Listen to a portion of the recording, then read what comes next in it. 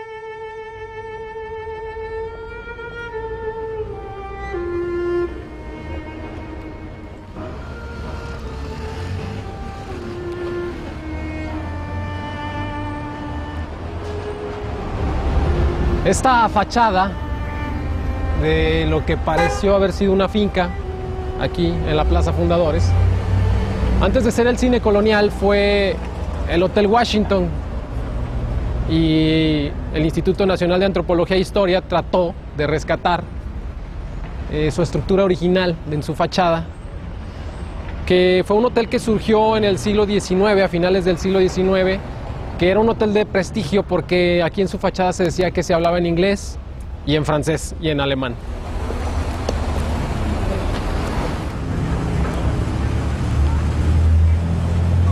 El Cine Colonial, junto con el Cine Encanto, fueron de los principales cines que operaron en el segundo lustro del siglo XX, del siglo pasado. El Cine Colonial fue inaugurado un 22 de noviembre de 1936. Y se dice que su pantalla era una de las más grandes probablemente de la historia del cine en Aguascalientes, porque el tamaño de la pantalla era precisamente el tamaño de la pared con el vitral que estamos viendo allá al fondo, según cuentan quienes llegaron a venir.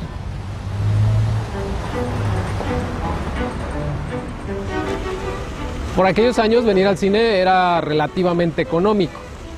Si lo vemos desde la ventana del presente, el precio del cine era de 8 centavos por 2 películas que se transmitían de lunes a viernes, mientras que el sábado y el domingo se transmitían 3 películas por el precio de una. Y aunque el precio era muy bajo, para nuestros ojos, había clases populares en Aguascalientes que no alcanzaban a absorber estos costos, por lo que el Cine Colonial, cada 6 de enero de cada año, Día de Reyes, abría sus puertas a una matiné gratuita precisamente para los niños de escasos recursos. La mañana del 6 de enero de 1955 sería diferente a todas las matinés que se presentaban de Reyes en el Cine Colonial. Cambiaría la historia totalmente del Cine Colonial. Muy temprano se juntaron los niños impacientes ya por pasar a ver las 3 funciones que se iban a proyectar esa mañana, cuando finalmente se abren las puertas y se instalan en la sala. La proyección comienza, el lugar estaba semilleno, según el conteo del administrador del cine, un señor llamado Rodrigo del Valle, que por cierto, para el término de las funciones, él se encontraba en su oficina, cuando de pronto comienza a ver que la gente empieza a evacuar la sala de una manera normal, tranquila, hasta que llega uno de los trabajadores del cine y le da aviso de que algo raro está ocurriendo en la sala. El señor del Valle deja de hacer lo que está haciendo, se dirige por el pasillo que estaba aquí justo para entrar a la sala. Aquí había una puerta de emergencia, y cuando se para aquí enfrente, Lo único que alcanza a ver es una escena dantesca. Lo que ve es que la planta alta del cine, el llamado balcón, estaba lleno de niños que salían corriendo a la estampida por una de las escaleras, que era la del lado izquierdo, y que se atropellaban unos a los otros. Y lo que él alcanza a hacer es gritarles para calmar los ánimos, decirles que la puerta del lado derecho, la puerta de salida de emergencia, está disponible para que puedan descender también de las escaleras del lado derecho. Pero lamentablemente, para la hora en la que Rodrigo del Valle llega a tratar de calmar los ánimos, ya había sucedido una tragedia.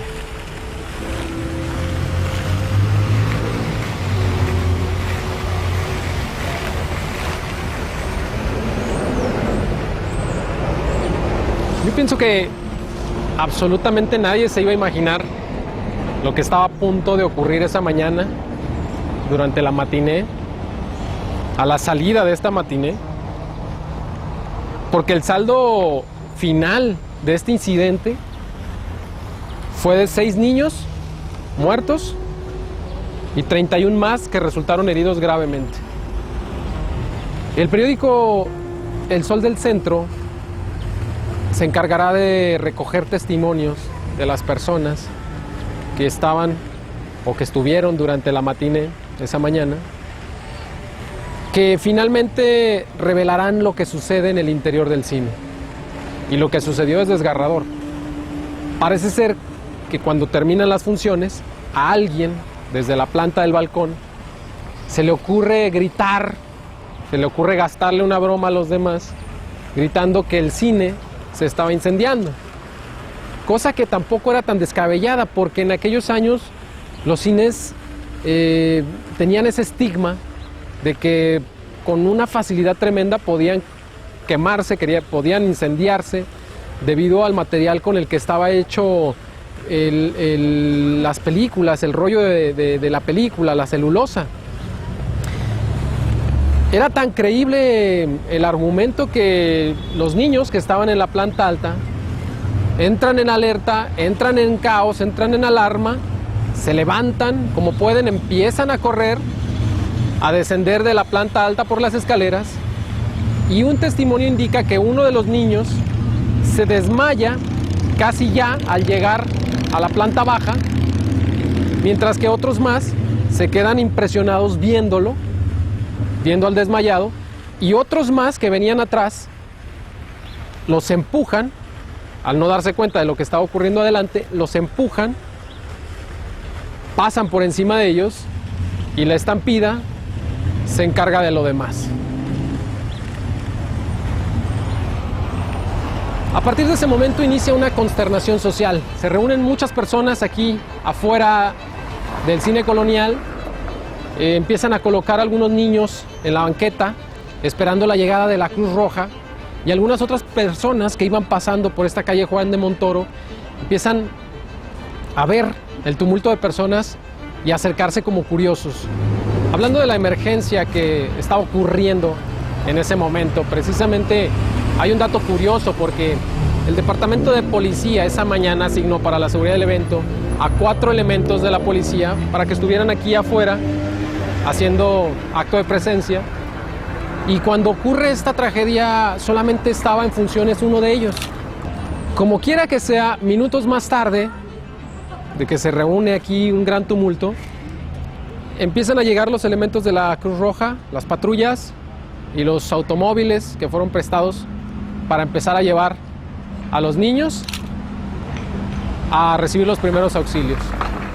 Se toma la decisión de llevarlos a la Cruz Roja Mexicana, y no al Hospital Hidalgo, cosa que llama mucho la atención en esta historia, porque en ese entonces el Hospital Hidalgo estaba muchísimo mejor equipado para atender a los niños que la benemérita institución. Sin embargo, se toma la decisión de llevarlos a la calle Primo Verdad, que era donde se encontraba este puesto de auxilio, y ahí se dirige toda la comunidad, incluyendo los padres de familia, que no tardan mucho en enterarse de lo que acaba de ocurrir en esa matiné.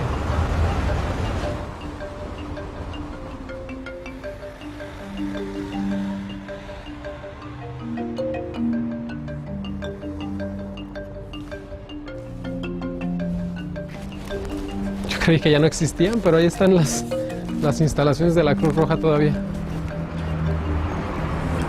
Aquí en este edificio es a donde traen a los damnificados, a las víctimas del incidente en el cine colonial, a recibir los primeros auxilios. La calle Primo Verdad, que es esta calle, esa mañana recibió un flujo de automóviles como nunca se había visto en la historia de Aguascalientes, que llegaban a dejar a la gran cantidad de niños que necesitaban de los primeros auxilios. Y hay fotografías en donde podemos ver a algunos padres de familia preocupados, precisamente en la acera de enfrente, y a otros más reunidos aquí afuera, en una fachada de la Cruz Roja que no era nada parecida a lo que estamos viendo en este momento, sino que era una Cruz Roja que se encontraba en construcción, incluso en rehabilitación, porque algunas de las paredes estaban desgajando, era una finca antigua. Aquí los traen a recibir los primeros auxilios. Cosa curiosa es que la Cruz Roja no contaba en ese momento con los elementos más indispensables para atender la contingencia. Y obviamente el lugar era insuficiente para el número de pacientes que se tenían que atender en ese momento. Se dice que era tan insuficiente el espacio que tuvieron que acomodar algunos cuerpos de los niños. Algunos padres de familia, por cierto, se prestan para acomodar, cargar y acomodar a los niños en el piso, en el interior, en los pasillos, sobre camillas, porque el número de camas pues no era suficiente para recibir a esa cantidad. A pesar de los esfuerzos de la Cruz Roja por salvarle la vida a estos niños, finalmente el día termina con 31 heridos y 6 niños más que pierden la vida. El día 7 de enero se realiza una gran marcha por la calle Francisco y Madero, obviamente la marcha fúnebre, para llevar a estos niños a la misa de difunto en Catedral. Era un gran cortejo el que se aglutina aquí en la calle Madero, algunos viendo simplemente desde la banqueta, otros detrás del carro fúnebre, pero era un hecho que había consternado, había llamado la atención de toda la ciudad, de todo el pueblo de Aguascalientes. Y algo que llama la atención era que los padres, en su mayoría eran personas de escasos recursos, que apenas habían alcanzado para cubrir los gastos funerarios, apoyados sobre todo de muchas personas de la misma sociedad que se habían sensibilizado ante estos hechos.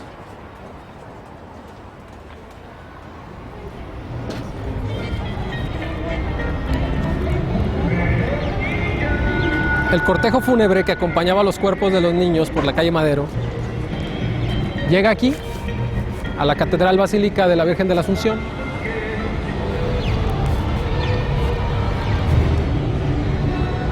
Hay una fotografía incluso que está tomada más o menos desde este ángulo, en donde podemos ver en la entrada de la iglesia a unas mujeres, de rodillas, orando, rezando por el alma de estos niños. La misa transcurre en medio de la consternación social y al obispo Salvador Quesada Limón corresponde dar el adiós a estos niños, así como la redención de sus almas para que puedan descansar en paz.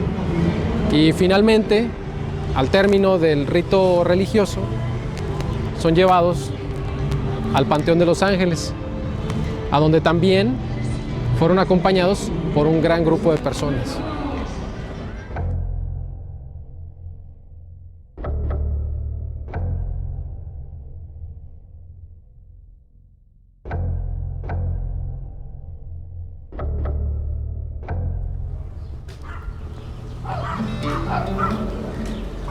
Desde las 4:30 de la tarde, según la crónica del periódico El Sol del Centro, que da parte de esta historia, empiezan a llegar a esta explanada entre los panteones de la Cruz y Los Ángeles, personas que esperaban ya los cuerpos desde las 4:30 de la tarde.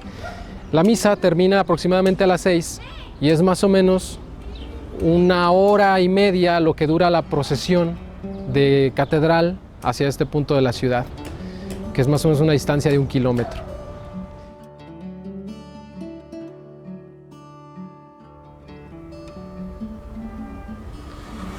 Los cuerpos de los niños de esta tragedia del cine colonial fueron sepultados en diversos puntos entre el Panteón de Los Ángeles y el Panteón de la Cruz, que antiguamente estaban divididos por una barda. Actualmente ya esa barda no existe. A las 7:30 aproximadamente empiezan a enterrarlos. Hay palabras, llanto. Existen 2 datos que son muy conmovedores. El primero de ellos es que por lo menos 3 de esos niños fallecidos eran niños que no alcanzaban ni siquiera la edad de 4 años. Y el segundo es un grupo de niños que durante el entierro portaban ramitos de flores y al momento de la despedida dejan caer esos ramos dentro de la tumba o de las tumbas, y se vuelve un momento muy enternecedor para quienes estaban presenciando el acto. Finalmente, a las 8 de la noche, el enterrador termina su trabajo y las personas y los padres de familia, los deudos, permanecen un tiempo más aquí en el panteón. Hay algo que también se vuelve muy revelador y muy hermoso por parte de la sociedad hidrocálida que acompaña a los deudos, que es que no solamente se quedan a acompañarlos físicamente, sino que también comparten la conmoción y comparten el dolor de los padres. Y se vuelve un momento de comunión.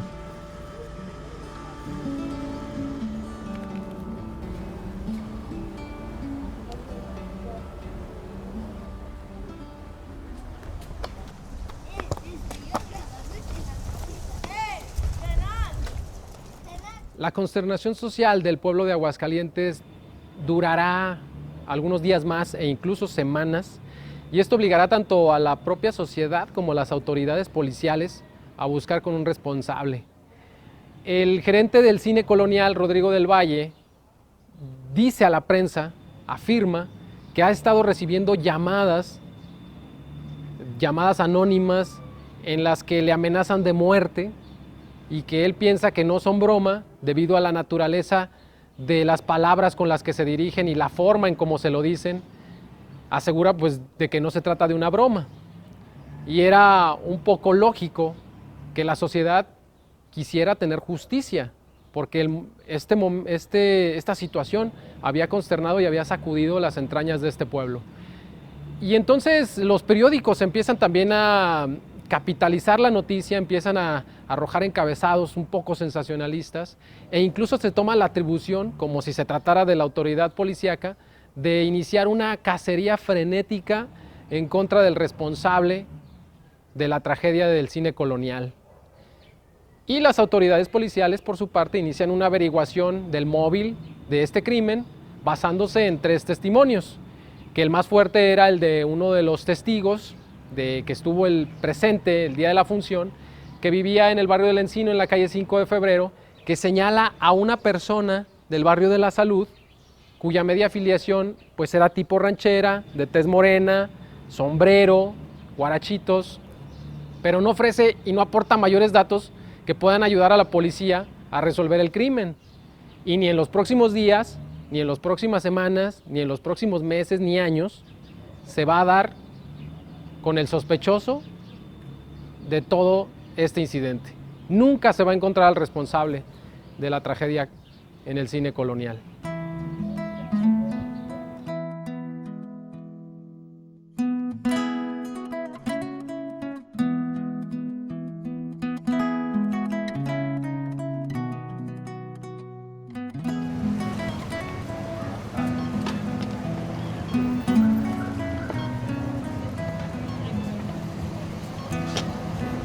A A pesar de no encontrar un culpable de esta tragedia, el pueblo de Aguascalientes toma cartas en el asunto, especialmente las organizaciones no gubernamentales que en conjunto con la Cruz Roja realizan un movimiento llamado la Marcha del Peso, semanas después de la tragedia.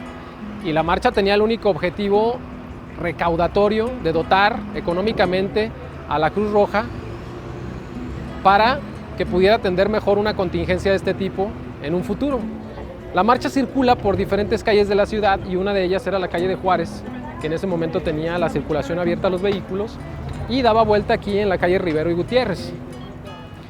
En esta marcha tiene un significado muy especial porque es en este punto de la historia que las personas empiezan a donar en una señal muy clara de decir: no queremos volver a tener una Cruz Roja que atienda una contingencia de este tipo en esas circunstancias, en circunstancias precarias, y sobre todo que las víctimas sean menores de edad.